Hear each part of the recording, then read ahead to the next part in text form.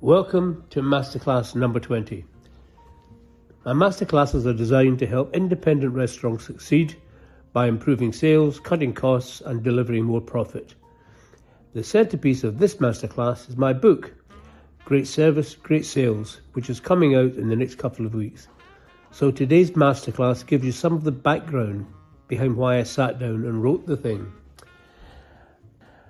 As part of my role as hospitality partner for Brighton and Hove City Council, I run a monthly workshop in the city.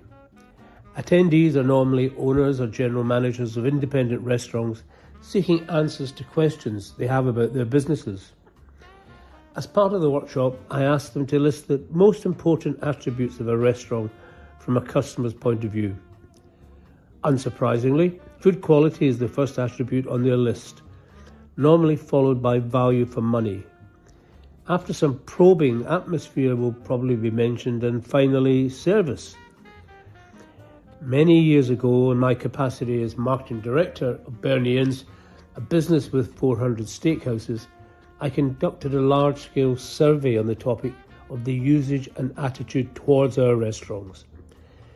The survey findings surprised my fellow directors, all of them restaurant industry veterans, but newcomers to the science of market research.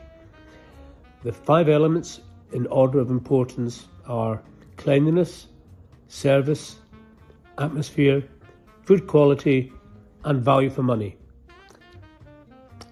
At that time, Bernie Inns were not particularly clean. Service was haphazard and usually delivered by a plump middle-aged lady who scolded younger guests for not finishing their meals. The atmosphere was highly varied as restaurant managers could choose the genre of music they wanted to play rather than providing something which guests wanted. The food was okay, but failure in the first 3, cleanliness, service and atmosphere, meant the perceived value for money was poor, and as a result the business was losing 2 million covers each year. We tackled each of the attributes and created a whole new Bernie look, which was very successful and led to our Caterer and Hotel Keeper Award for the top group marketing campaign back in the 1980s. The delegates in my Brighton workshops were equally surprised by these findings, and the first one, cleanliness, was rarely mentioned. The misunderstanding over the importance of service did not exist just in the minds of restaurant owners, but also, rather more importantly, in the minds of waiting staff serving guests. One of the challenges when recruiting staff for front of house duties is they tend to be younger with low disposable incomes, which mean that they rarely visit a table service restaurant, so their exposure and experience of good service is limited. In addition, many had left school without qualifications beyond GCSE, and this academic handicap was the source of criticism from both parents and teachers over the years.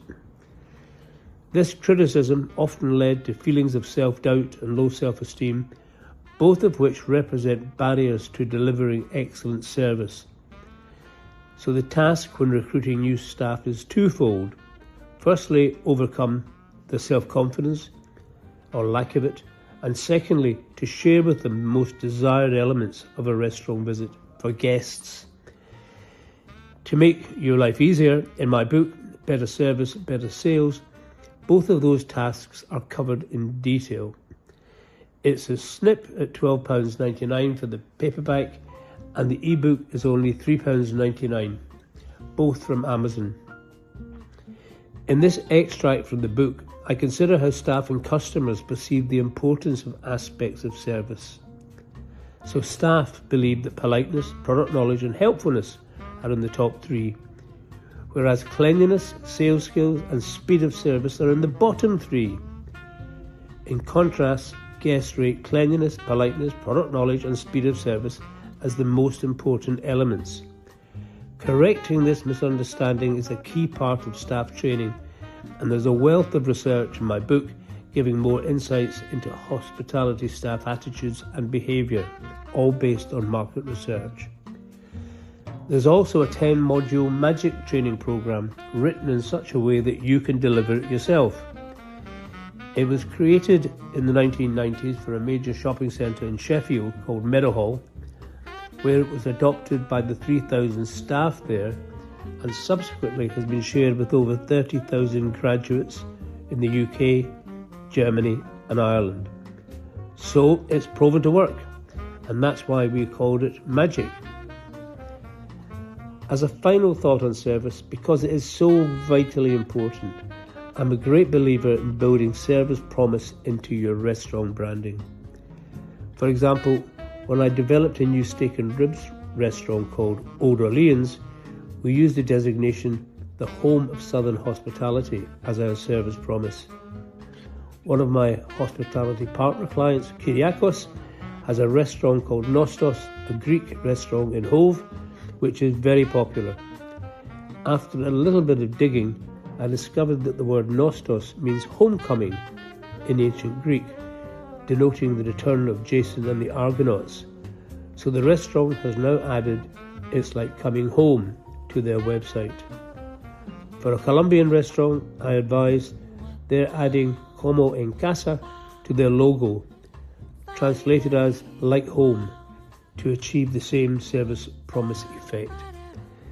So I recommend a spot of brainstorming with your staff to develop a few words which can promise a great service experience.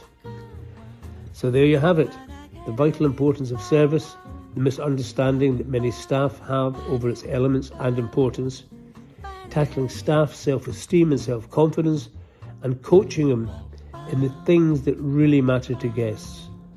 Our formula for success. If you've got any questions or comments, please drop me an email, and in the meantime, make a note to buy the blooming book. Or send me an email and I'll put you on the waiting list.